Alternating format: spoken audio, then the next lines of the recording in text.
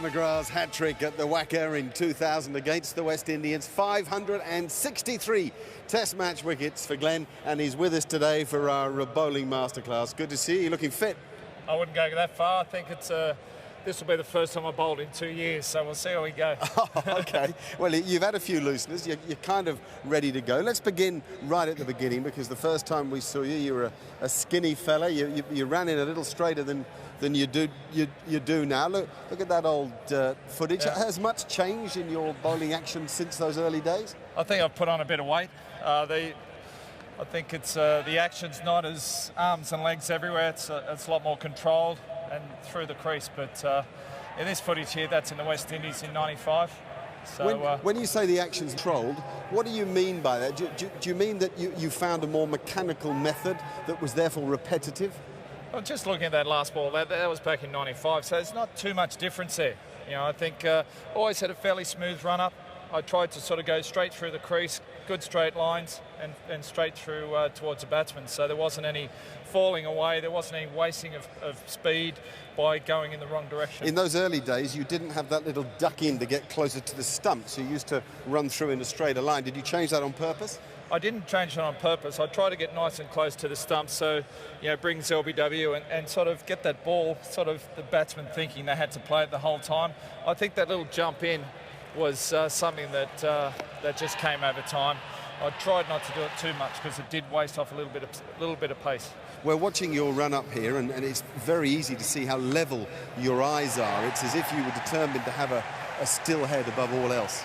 Yeah, I guess if you've got a still head, everything else is controlled. I didn't look at a spot on the wicket when I bowled. It was all about feel.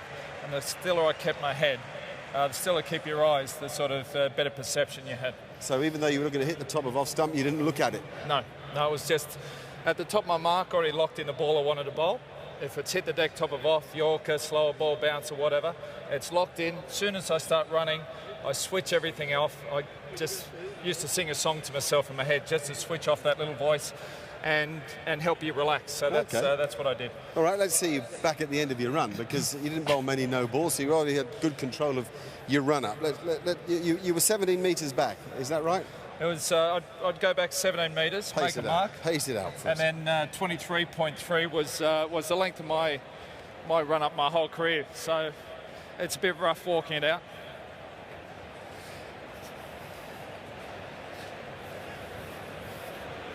So you have a point from which you have to take off from every ball you bowl. Sorry? You have a point from which you have to take off from every ball you bowl.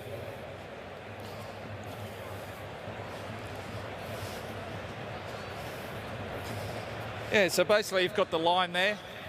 You just walk in, toe the line, slowly build up, and then run in.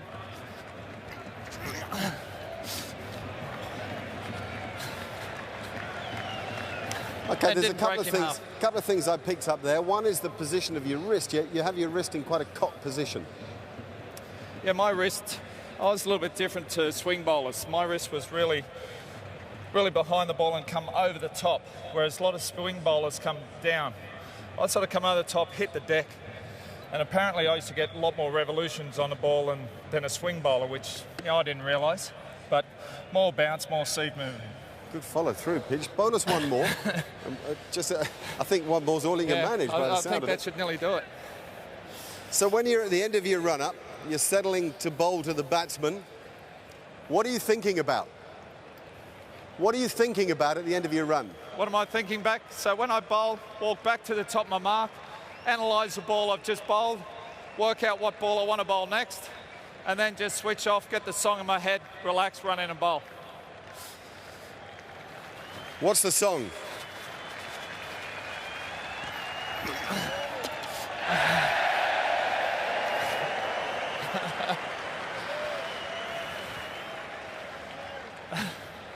Don't worry about the no ball.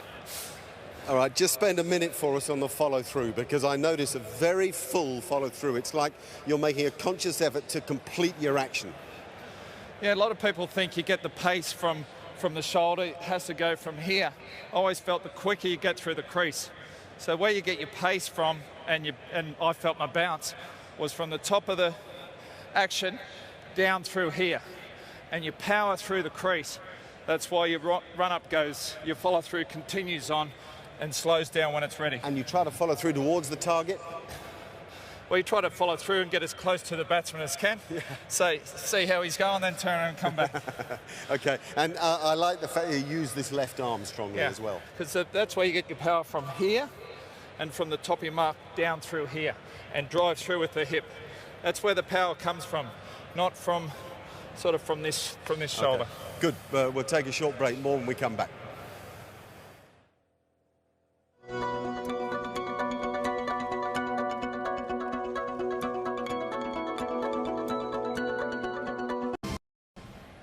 Welcome back. I'm at the end of Glenn McGrath's run-up, and I want to know what's going through your head. You were known as somebody who was almost surgical in the way that you could destruct a batting order. What's going through your head? How are you looking to get people out? Well, I'm only looking to get a batsman out one of three ways, either bowled, LBW or caught from keeper through to gully. So that's why I've got all my catches in there. I bowl with a 7-2 field or even an 8-1 sometimes, because that's where I'm trying to get the wicket. So that's why I hit the deck, top of off.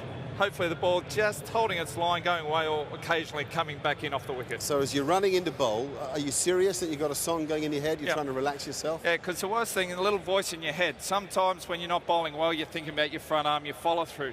You can't think about that in a match. You work on that in the nets. In the game, just think about bowling and what you want the ball to do and switch everything else off. That's why that song in the head. And with variations, you've got all sorts of different balls in your package. How do you grip the ball for those different balls? And do you change that grip as you run in to confuse the batsman? No, not really. I just fingers behind the seam, thumb on the bottom, sort of cocked running in, and that was it. Just relax, stand tall, hit the deck. Let's go. Pretty simple stuff. Let's see. So a clear head. The song is singing.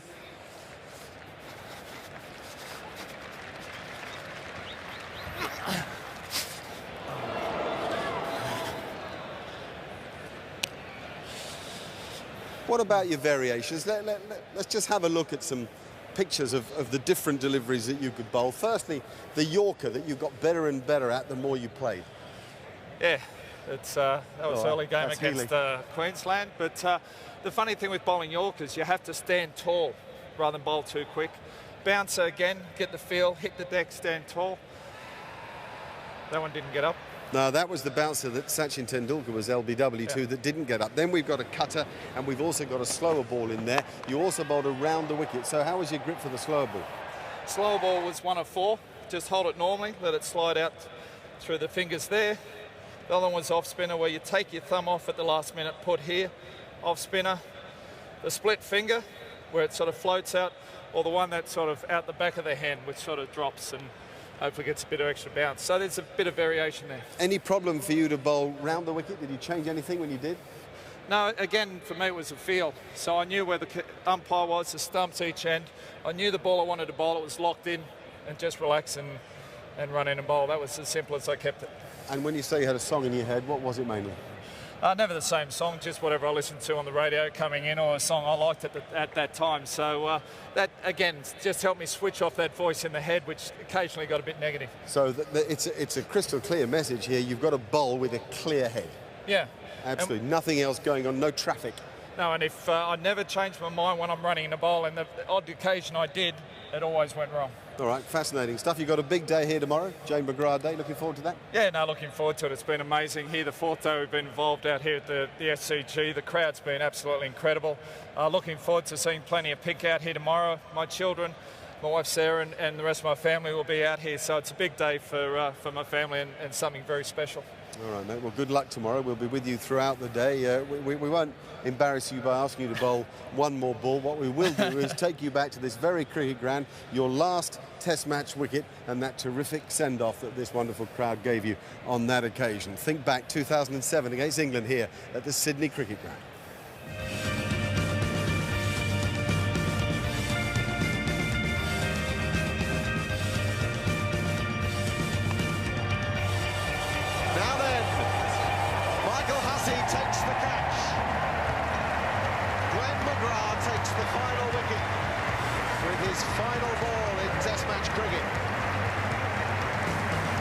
Just couldn't be scripted better for him. A great team will leave the field of play, led by a remarkable cricketer.